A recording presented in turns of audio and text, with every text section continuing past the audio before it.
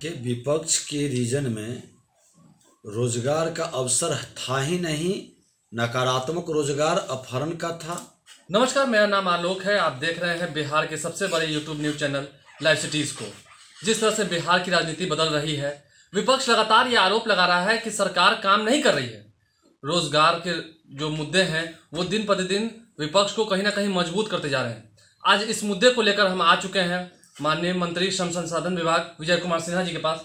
Sir, विपक्ष अक्सर ये आरोप लगा रहा है कि रोजगार की जो स्थिति है वो घटती जा रही है, कहीं ना कहीं युवा इससे परेशान है। देखिए, विपक्ष के रीजन में रोजगार का अवसर था ही नहीं, नकारात्मक रोजगार अपहरण का था। आज हम कम से कम बिहार के अंदर 24 मेला जब से हम लोग को सेवा का अवसर मिला लगाए हैं और 15,000 से ज़्यादा लोगों को आज नियोजन करवाए हैं। 40,000 नौजवान आवेदन लेकर के आए हैं और इस तरह से एक माहौल सकारात्मक बना रहे हैं। जो बच गए हैं अप्रेंटिस ट्रेनिंग के माध्यम से लगभग 3,000 से ज़्यादा लोगों को हमने बाहर भेजा ट्रेनिंग के लिए। तो एक माहौल तो हम लोग बना रहे हैं और बेहतर व्यवस्था, और ये सिर्फ रोजगार के लिए ही नहीं, स्वरोजगार के लिए भी हम लोगों ने उत्साहित किया है। आज लोगों को प्रशिक्षण भी दे रहे हैं, पूरी जानकारी दे रहे हैं ताकि वो स्वरोजगार की ओर कदम बढ़ाए। और एक नौजवान स्वरोजगार की ओर कदम बढ़ाता है तो कम से कम आधा दर्जन लोगों को रोजगार का अवसर मिलता है जी। तो एक वातावरण बनाई जा रही है सरकार के द्वारा। 60 वर्षों तक जो शासन में बैठे थे और उनके साथ जो लोग थे, उनके मन मस्तिष्क में कभी इस नौजवानों के प्रति कोई नियत और नीति ठीक नहीं था, कोई विजन नहीं था, जिसके कारण आज ये स्थिति उत्पन्न हुआ है।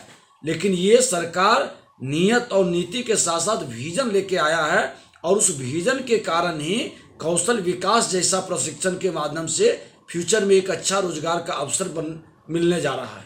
तो अगर आप कह रहे हैं कि विकास हो रहा है तो फिर क्यों उपेंद्र कुशवाहा आपकी सरकार से अलग हो गए?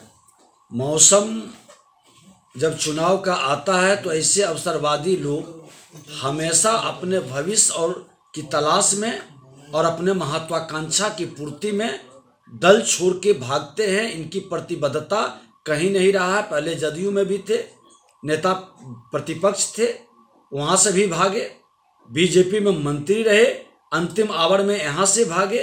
तो इस तरह के लोग राजनीति की विश्वसनीयता को घटाते हैं।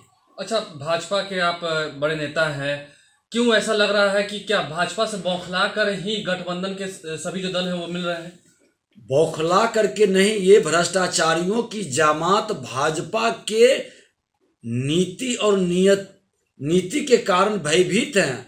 भ्रष्टाचार मुक्त भारत बनाने के संकल्प से घबराए हुए हैं।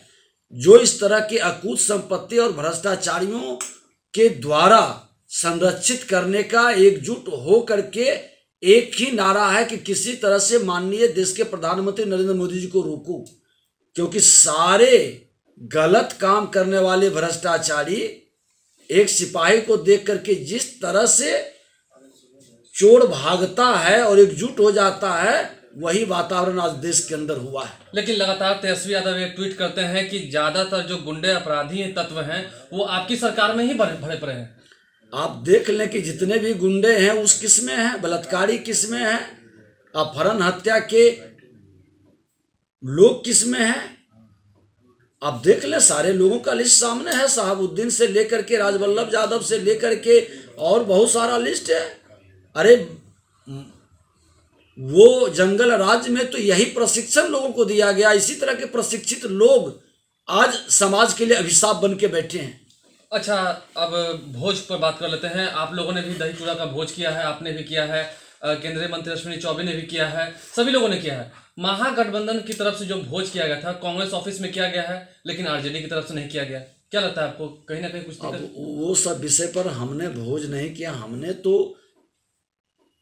पत्रकारों को और जो प्रमुख लोग हैं, ये मकर संक्रांति भाईचारा प्रेम का है और महागठबंधन में लोग किए नहीं किए उससे हमारा कोई इंटरेस्ट नहीं है। इस तरह के भोज से भाईचारा बढ़ता है, आपसी प्रेम, एक माधुरता बढ़ती है और ये सामाजिक समरसता के लिए बहुत अच्छा और बहुत बेहतर है जी। माछ भात खाते समय तेजस्वी यादव ने यह कहा था कि आप लोग ही समाज के लिए कांटा हैं और आपको निकाल कर फेंक देंगे।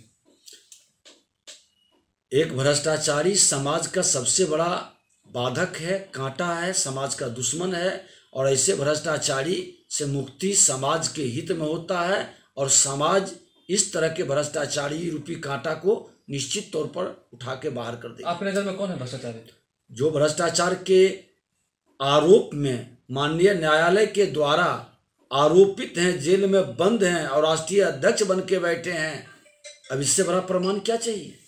क्या लगता है आपके एनडीए की तरफ तो सीट समझौता हो गया है, महागठबंधन की तरफ सीटों का समझौता अब जल्दी हो पाएगा? क्योंकि सभी दल मिल गए हैं उसमें, आपसे हट करके भी मिल गए। स्वार्थ और महत्वाकांक्षी लोग कितने इस राज्य और राष्ट्र के हित में होंगे और किस हद तक वो नीचे गिर सकते हैं, ये वक्त बताएगा। तो इसका मतलब कहीं ना कहीं आप भी ये कह रहे हैं कि जो महागठबंधन की जितनी पार्टियां हैं वो धीरे धीरे अपना स्तर गिराते जा रही हैं? निश्चित तौर पर जो लोभ के वशीभूत होकर के, स्वार्थ के वशीभूत होकर के महागठबंधन के अंदर समाहित हुए हैं, न समाज के प्रति उनकी जिम्मेवारी है, न राष्ट्र के प्रति। क्या बताएं कि जो भ्रष्टाचार के पक्ष में सदा बोलते रहे कि भ्रष्टाचार मुक्त भारत बनाना है, और आज अपने लोभ, सत्ता लोलुपता के कारण भ्रष्टाचारियों के गोद में बैठ गए हैं। ऐसे लोग कितने देर तक वहां टिकेंगे? वहां भी उनका लोभ की पूर्ति नहीं हुआ, महत्वाकांक्षा का पूर्ति नहीं होगा, वहां से फिर भागेंगे। अच्छा, अब आप अपनी बारे में बताइए। भाजपा इस बार चुनाव में उतर रही है, क्या कुछ एजेंडा होगा? क्या एजेंडा लेकर आप उतरेंगे? वो एजेंडा हमारा साफ है, जो भी एजेंडा है वो वक्त पर आपको पता चल जाएगा। अच्छा, आरक्षण के मुद्दे पर ले लें, 10% का आरक्षण दिया है आपने। क्या लगता है जो महागठबंधन के जितने दल हैं वो कह रहे हैं कि ये सिर्फ एक चुनावी स्ट्रोक है, मास्टर स्ट्रोक है? महागठबंधन के सभी एकाध पार्टी को छोड़ दें तो सभी ने समर्थन किया है, और ये सामाजिक न्याय का सबसे बड़ा उदाहरण है। देश के प्रधानमंत्री माननीय नरेंद्र मोदी जी का सबका साथ सबका विकास की नारा को चरितार्थ किया है कि समाज के हर वर्ग के गरीब, शोषित, दलित, पीड़ित सभी समाज को लेकर हम चल सकते हैं और भारत राष्ट्र के हित में हम काम कर सकते हैं। अंतिम सवाल, बिहार में एनडीए 40 में से कितनी सीटें जीत रही? 40 में 40 सीट जीतेगा, क्योंकि भ्रष्टाचारियों की जामात को, बिहार की जनता के विकास को जो अवरोध पैदा किया, यहाँ के नौजवानों को जो बेरोजगार बना दिया, अपराधी बना दिया, वो इससे लोगों के पक्ष में जनता कतई नहीं जाएगी। चलिए, जनता कभी नहीं जाएगी वैसे भ्रष्टाचारियों के पक्ष में, ऐसा कहना था मंत्री विजय कुमार सिन्हा जी का। क्या कुछ और इन्होंने तंज कसा है महागठबंधन पर, अपनी सरकार की तारीफ भी की और 40 सीट जीतेगी एनडीए, ये दावा भी किया। इस दावे का क्या होगा 2019 के चुनाव के बाद हम आपको दिखाएंगे। जुड़े हैं लाइव सीरीज के साथ, हम हर पल की खबरों के साथ आपको जोड़ते रहेंगे। धन्यवाद।